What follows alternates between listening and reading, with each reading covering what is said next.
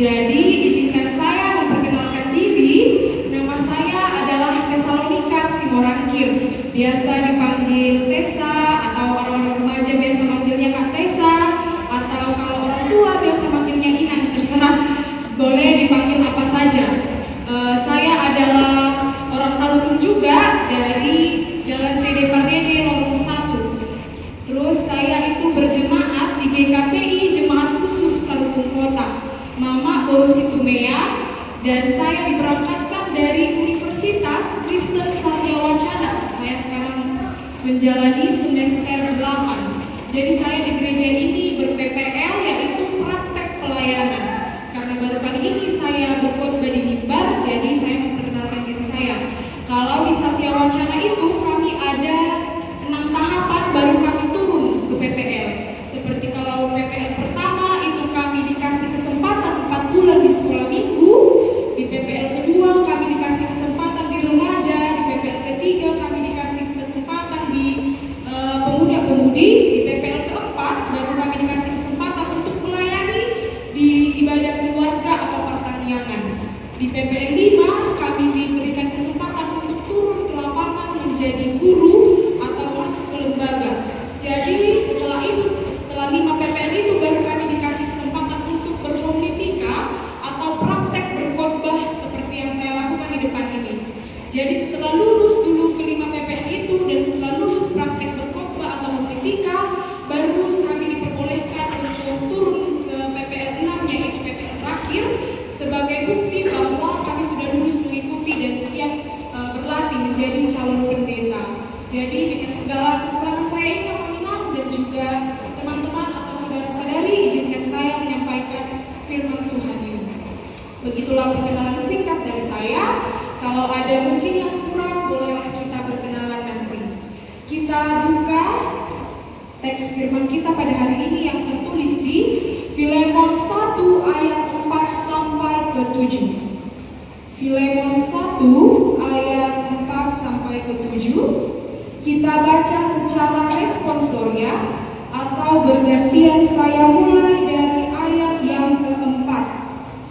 Ucapan syukur. Aku mengucap syukur kepada Allahku setiap kali aku mengingat Engkau dalam doaku.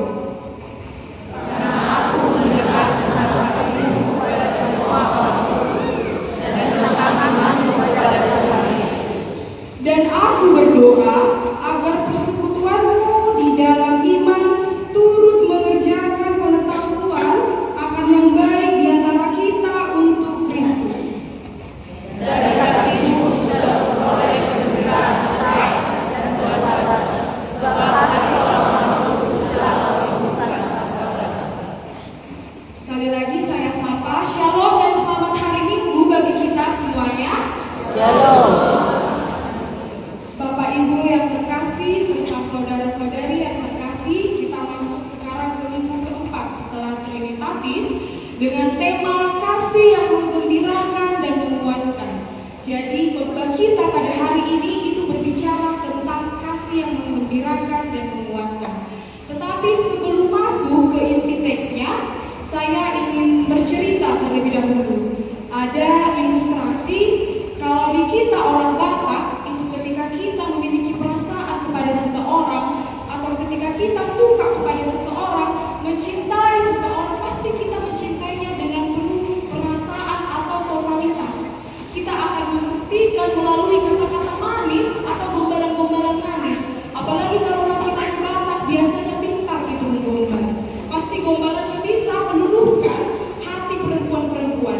Jadi adalah seorang pemuda, kita berikanlah dulu namanya si Ucok. Jadi si Ucok ini sedang jatuh cinta kepada gadis yang cantik. Jadi karena dia sedang berbunga-bunga, di WhatsApp lah gadis yang cantik ini. Gadis yang cantik ini kita kasih lah dulu namanya si Butet.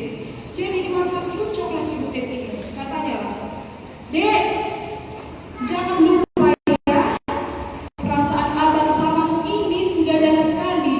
Jadi jangan main-main kau di sana ya, Dek. Demi kau, abang rela mendaki dolokan timbang. Demi kau juga, abang rela menguras air si Kiau. Demi kau juga, abang rela menyeberang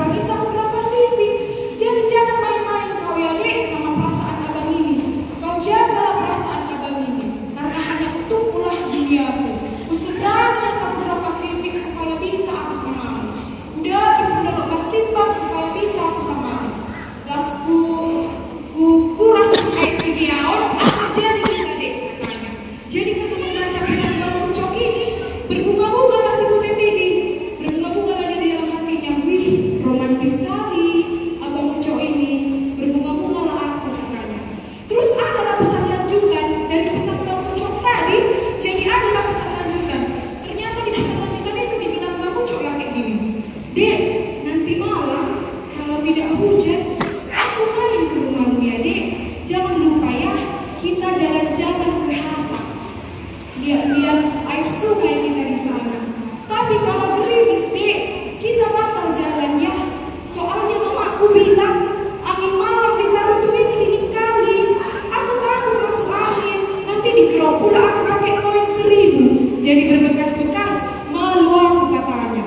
Jadi apa Mina yang mau disampaikan di sini apa? Ini namanya adalah kasih yang omong doang atau kasih yang berpura-pura. Katanya dia berani menyeberangi Samudra Pasifik dari Sibutet. Katanya juga dia berani mengkuras air Sigeau dari Sibutet. Katanya juga dia berani untuk menyeberangi Samudra Pasifik supaya bisa dengan Sibutet. Tetapi kenapa ketika gerimis saja dia itu artinya kasihnya itu kasih yang gampang lobet atau layu kalau ketemu tantangan kecil. Padahal Samudra Pasifik yang sudah sebesar itu pun berani dia katanya menyeberangi. Tapi ternyata hanya omongan doang. Ketika gerimis datang, dia tidak berani. Berarti itu kasih yang tidak bisa melewati tantangan. Nah, Bapak Ibu dan teman-teman pemuda serta saudara-saudari yang terkasih, kasih yang mau kita bahas hari ini di khotbah hari ini adalah dari surat Filemon. Bukan kasih yang menakut seperti si ucok tadi, tetapi ini adalah kasih yang memiliki kekuatan nyata, lahir dari persahabatan sejati antara Filemon dan Rasul Paulus di dalam Tuhan. Ketika kita membaca surat Filemon tadi, sebelum masuk ke ayatnya, di situ dikatakan sebenarnya Rasul Paulus itu sedang ada di dalam penjara. Kira-kira kenapa Amaninan dan saudara-saudari yang terkasih, Rasul Paulus berada di dalam penjara? Ini bukan karena Rasul Paulus itu melakukan kesalahan yang besar, seperti mencuri, seperti membunuh, bukan. Justru Rasul Paulus itu dipenjara di Roma murni karena radikal memberitakan Injil Yesus Kristus. Jadi di masa kekaisaran Roma mengajarkan bahwa Yesus adalah satu-satunya Tuhan itu diakui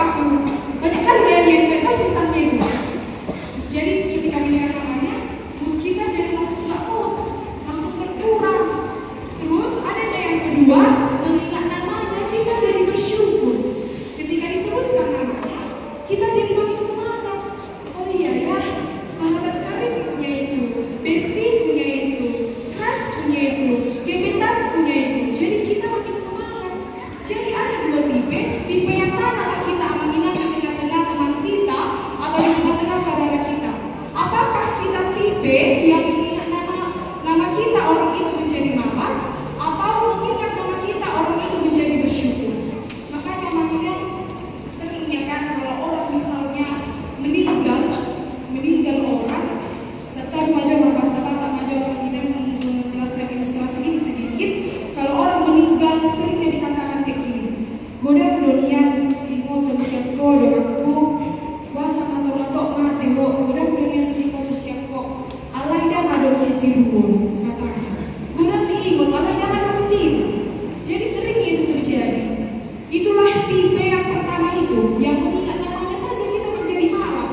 Saking banyaknya sakit hati yang dibuat, saking banyaknya dosa yang dibuat, jadi mengingat namanya kita menjadi malas. Tetapi marilah kita belajar untuk menjadi tipe yang kedua ini. Mengingat namanya saja kita bersyukur. Marilah kita belajar bagaimana kita menjadi pembawa berkat bagi sesama, bagaimana kita menjadi seorang sahabat, menjadi seorang teman yang bisa menguatkan teman-teman kita, menguatkan saudara-saudari kita, atau menjadi orang yang positive vibes. Jadi kalau dia melihat kita langsung bersuka cita dia, langsung senyum dia. Jangan tahu ketika dia melihat kita langsung meruntuh, becu. Itu kan namanya kita berarti tidak membawa sukacita pada dia. Jadi apabila di ayat 5 juga dikatakan, karena aku mendengar tentang kasihmu kepada semua orang kudus dan tentang imanmu kepada Tuhan Yesus. Di sini Rasul Paulus itu membongkar rahasia kepada Filemon. Kenapa Filemon bisa jadi orang yang menyenangkan? Karena memang iman Filemon itu kuat, sehingga kasihnya itu melimpah. Jadi dia tidak hanya berbicara soal kasih duniawi. Kalau kita katakan kasih duniawi ini kasih yang cepat pudar. Apa yang kasih duniawi? Kasih duniawi itu adalah kasih yang dibuat oleh manusia sendiri dengan tidak ada pertolongan dari Tuhan. Maka ketika kita ingin mengasihi seseorang, terlebih dahululah kita mengasihi diri kita sendiri. Ketika kita sudah berhasil mengasihi diri kita sendiri dan kita ingin mengasihi orang lain, kita harus meminta atau berdoa kepada Tuhan supaya kiranya kita mengasihi orang lain itu ada tuntunan dari Roh Kudus. Biar kasih kita itu menjadi kasih surgawi, tidak menjadi kasih duniawi. Karena apa? Karena ketika ada kasih surgawi, di situ kita bisa mengasihi sesama kita dengan tulus dan tidak bermain-main. Kan manusia ini seringnya seperti itu. Hari ini dia adalah orang yang paling kukasihi. Malam ini telepon-teleponan, malam ini bergosip bersama, malam ini keluar bareng-bareng, tetapi besok udah musuhan, tapi besok udah tidak bertemu sapa.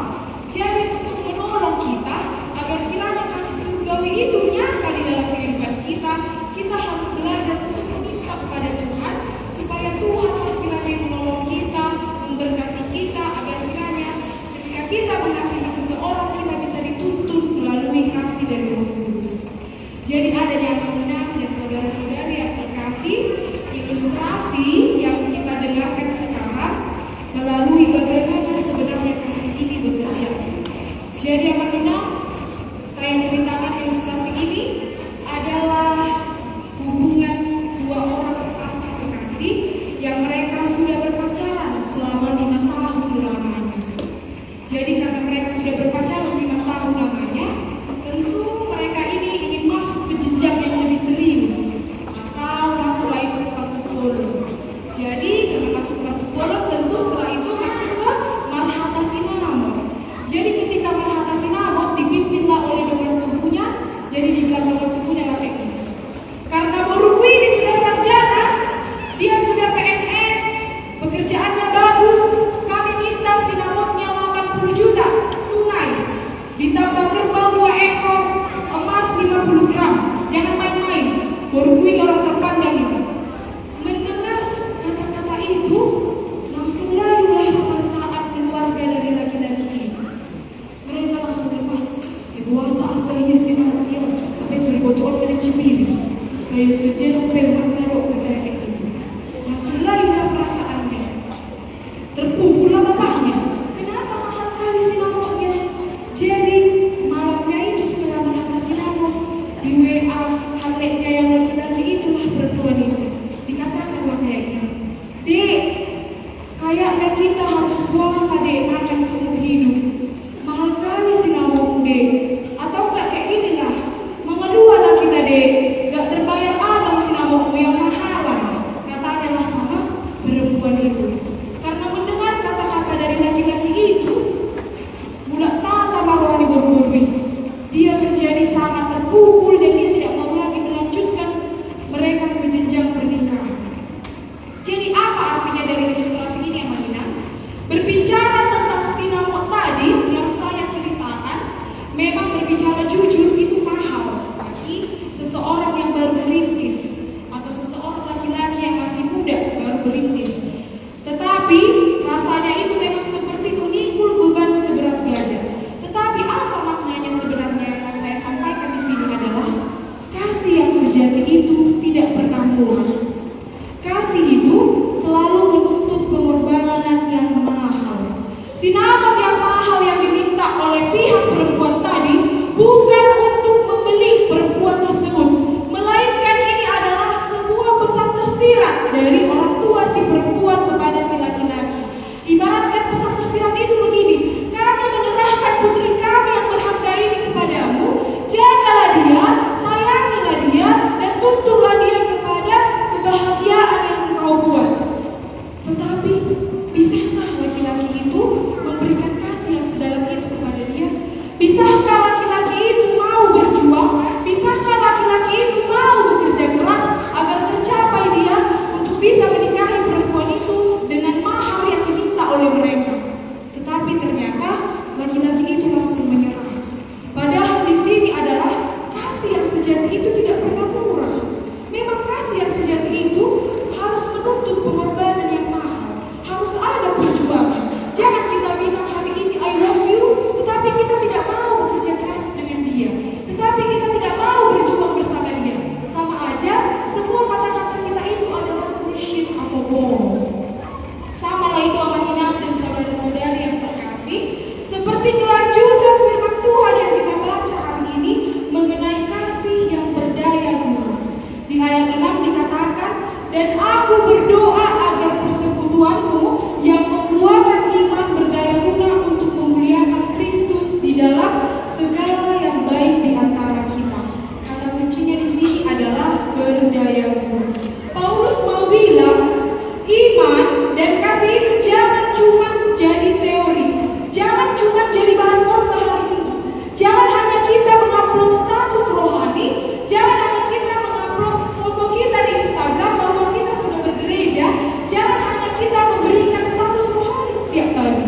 Tetapi sama seperti perjuangan mengumpulkan sinamot yang tadi butuh aksi, berarti di sini kasih juga berdaya guna, yang artinya kita mau menurunkan ego kita kepada sesama.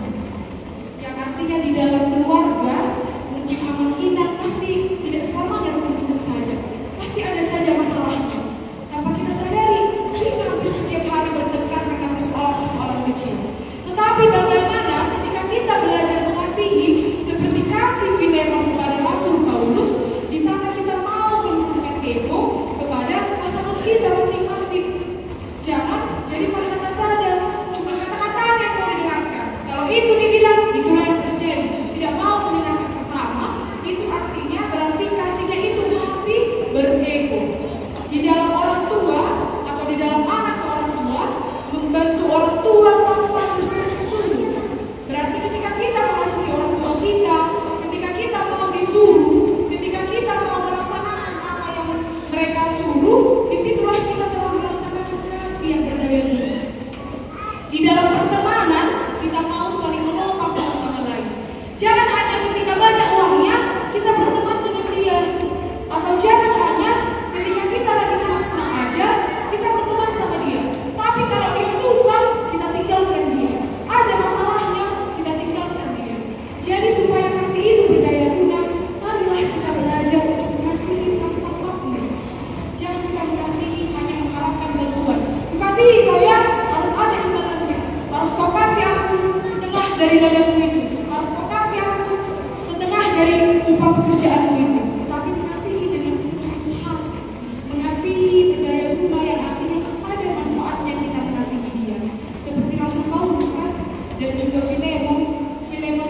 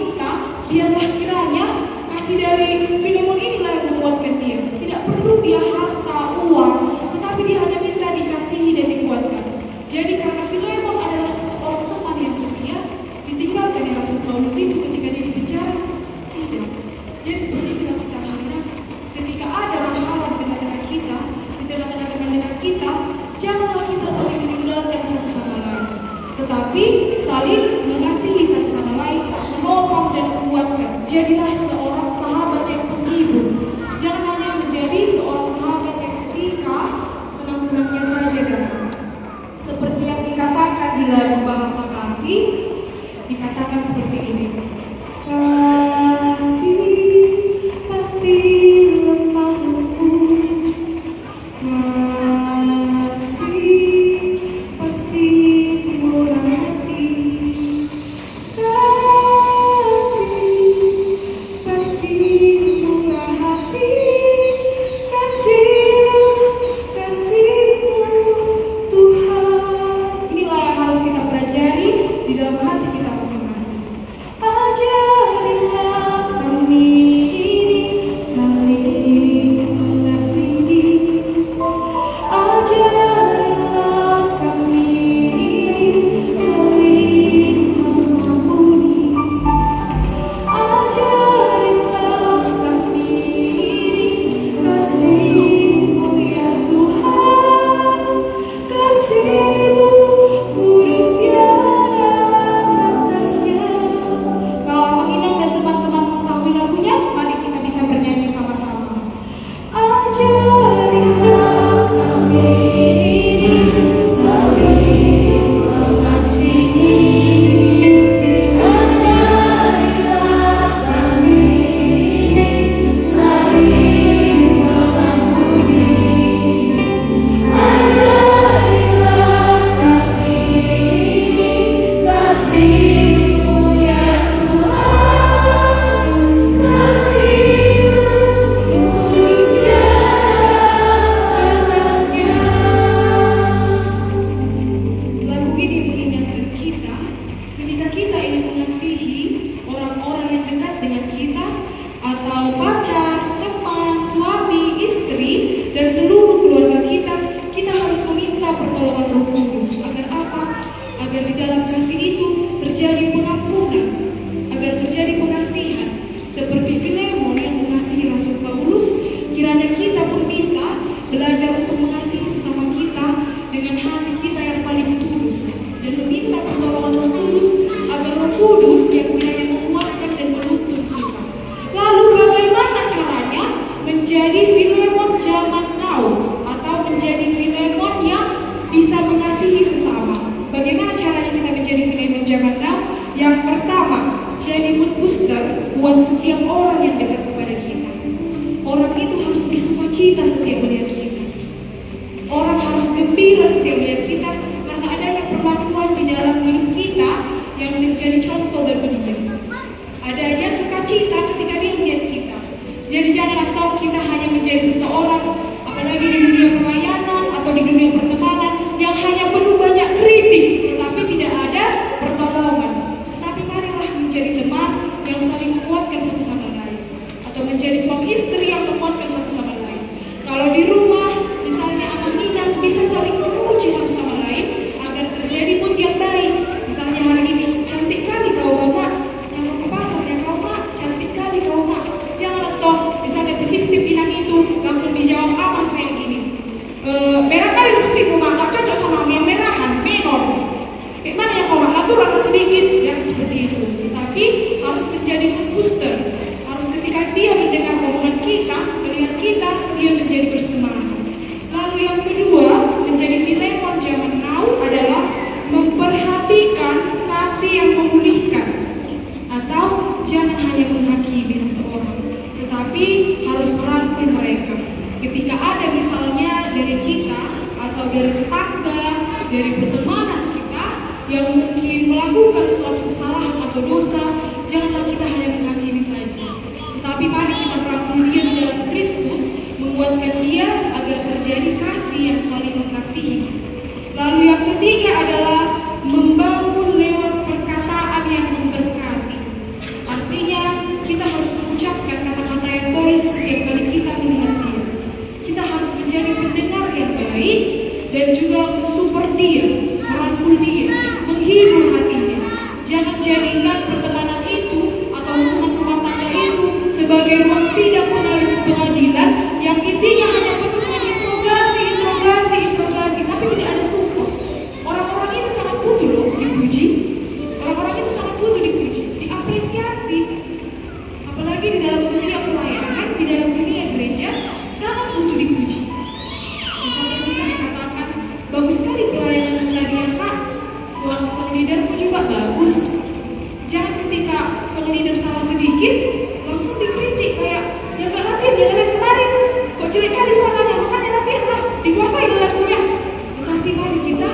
bisa mengapresiasi pelan-pelan.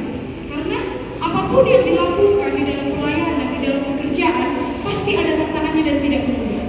Tetapi kita harus belajar untuk saling mengapresiasi satu sama lain. Kekristenan yang sejati itu, amanah dan saudara-saudari yang terkasih, itu bukan diukur dari seberapa fasih kita berbicara tentang teori agama.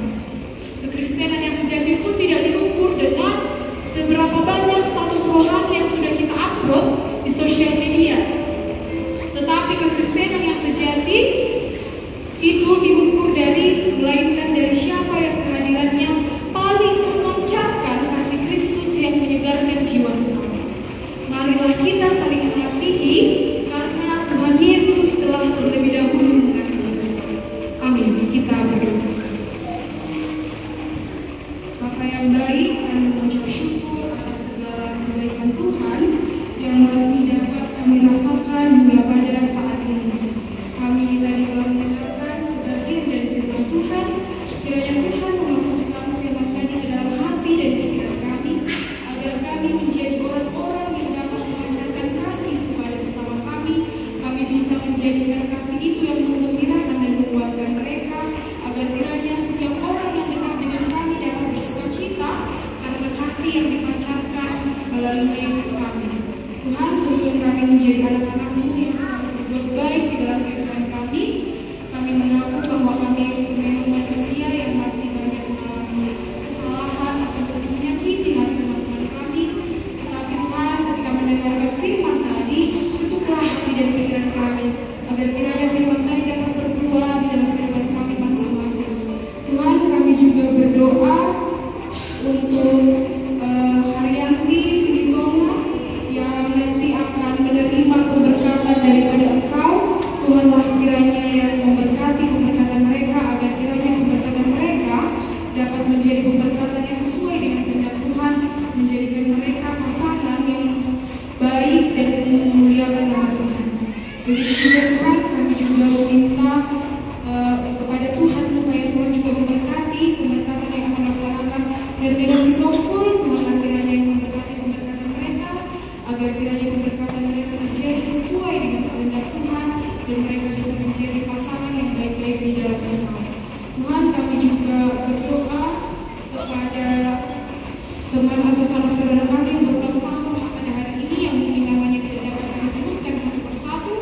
Tuhanlah kiranya yang memberkati mereka, memberikan panjang umur, rezeki daripada Engkau, kesehatan yang daripada Engkau, agar kiranya mereka dapat selalu menjadi orang-orang yang memuliakan nama-Mu di dalam perpanjangan umur mereka. Untuk mereka Tuhan, agar mereka selalu bersuka cita di dalam umur mereka yang baru.